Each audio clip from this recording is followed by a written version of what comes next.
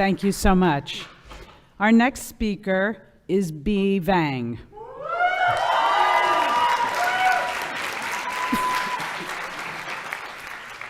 Like Adrian, B is coincidentally also completing an independent concentration.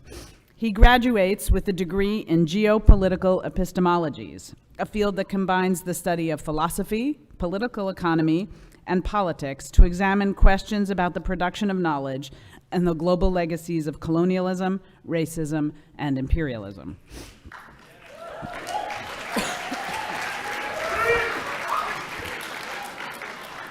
With a background in acting on film and on stage and a commitment to social justice causes, B has engaged audiences on media studies, race, and gender, Asian America, and political economic analysis through co-facilitating over 20 domestic and international forums.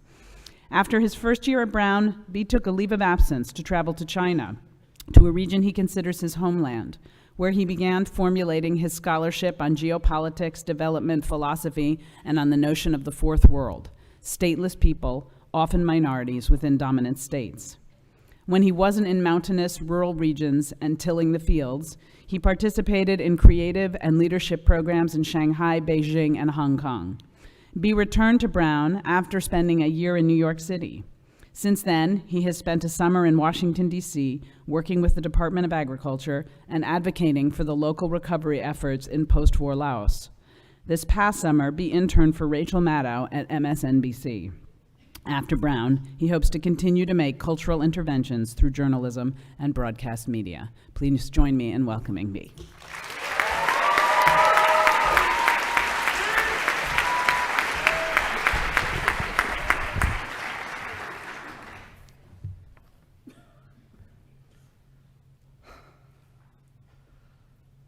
I often ponder the philosophical principle of Occam's razor.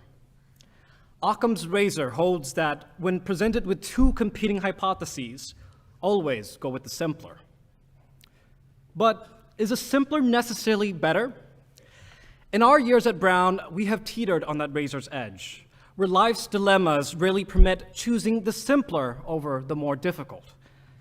In my years as an undergraduate, I elected a daunting path, taking time off to sojourn in adult life. At one food justice NGO where I worked during this time, I was not resigned to simply regarding hunger as a given and fighting it.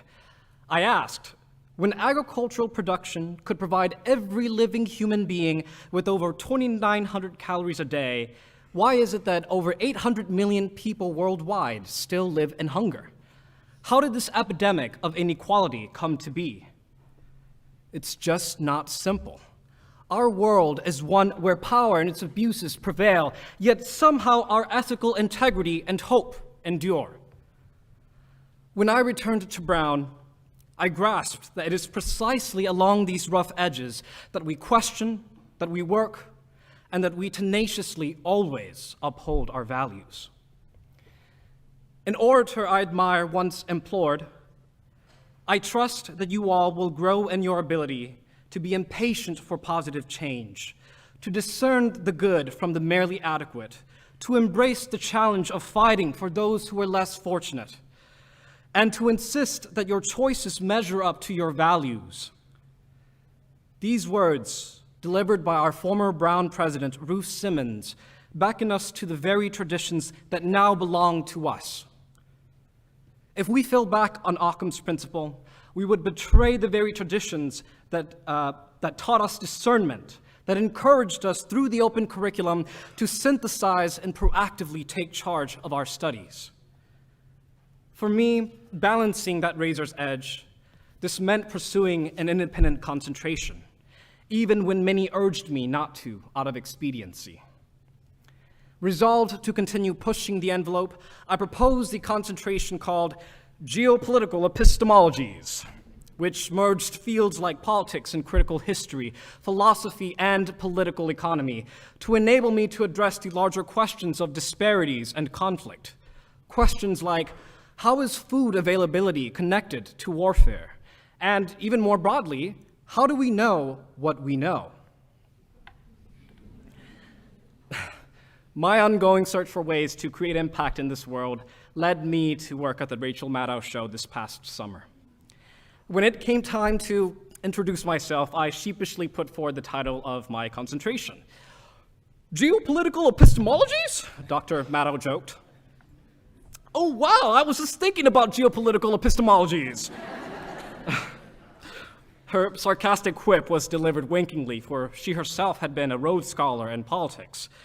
And above all, what this attested to was the distinction of Brunonia.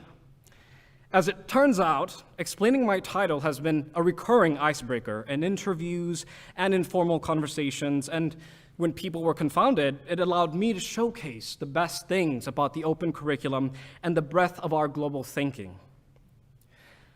But I want to take a moment to look back, to lay bare the irreverence of forgetting against the duty of remembering. It is no simple matter that we live with the hard truths, the inherited traumas and realities of memory. My parents were among the tens of thousands of Hmong people who sought asylum in the US as refugees from the Vietnam War, those specifically from Laos, where a secret war was waged. They survived and escaped America's Agent Orange and bombardment of over 2.1 million tons of bombs just in the tiny country of Laos. Their destruction lingers in the pernicious form of unexploded ordnance and genetic defects. This aftermath reminds us that we have changed the course of life as we know it.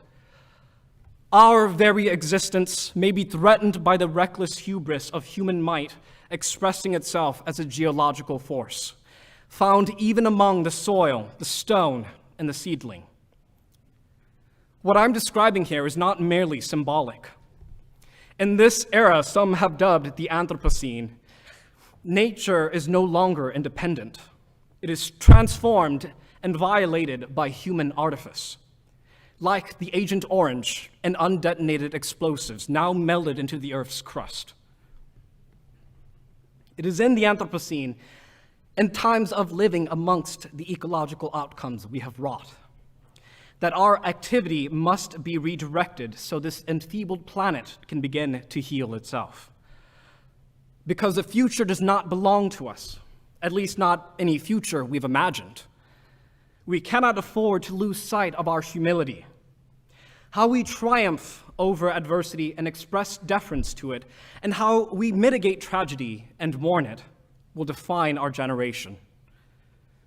Through this, we may just bring ourselves to the giddy brink of a new paradigm that, in turn, yields a unique strength. Perching on the edge of Occam's razor, between the simple and complex, is a test of this supple determination.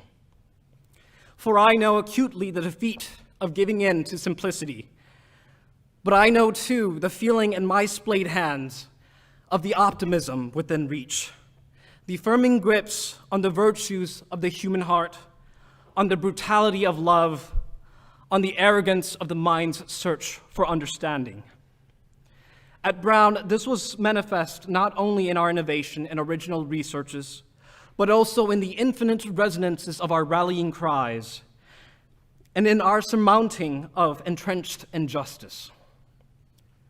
As Richard Wright once enjoined us, we must hurl words into the darkness and wait for an echo. And if an echo sounded, no matter how faintly, we must send other words to tell, to march, to fight, to create a sense of hunger for life that gnaws at us all. Today's ceremony honors both the happenstances that have led us all to share this moment together, and a future that we all must commence to actualize, a future that may just be imperiled by treading the simpler path. That we entered and exited through those Van Wickle gates, that we are now graduating after 4 years, more or less, and in the wintertime, kinda, and that we have only begun to make the sacrifices required of us, evinces the profound flaws in the dictates of Occam's razor.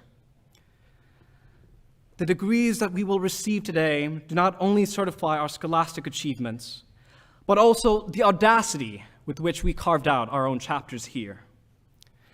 And, above all, today confers upon us the edginess of Brunonia, because, as they know at Harvard, not everyone can get into Brown. So, congratulations, class of .5ers, for completing one chapter of your life and beginning another. From this moment henceforth, we carry with us inalienable privileges and responsibilities. We must fathom the entire world and fashion the strategies that will address its precariousness. The onus is on us to embody the very tenets of our education that exceed Brown's walls and lend us the unassailable ability to make a transformative impact on this earth. Go forth, ever braving that razor's edge. Thank you.